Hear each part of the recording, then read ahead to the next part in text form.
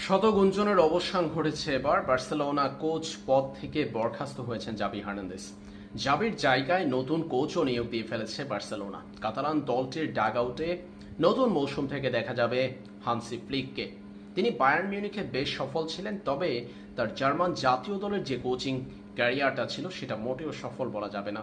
যাই হোক, হান্সি ফ্লিককেই আমরা দেখব বার্সেলোনার কোচিং পদে। তবে জাভি হার্নান্দেজের যে আরও একটা বছর বার্সেলোনার কোচ হয়ে থাকার কথা ছিল সেটা হচ্ছে না। জাভি হার্নান্দেজকে হুট করেই কিন্তু বার্সেলোনা কোচ পদ থেকে সরিয়ে দিয়েছেন।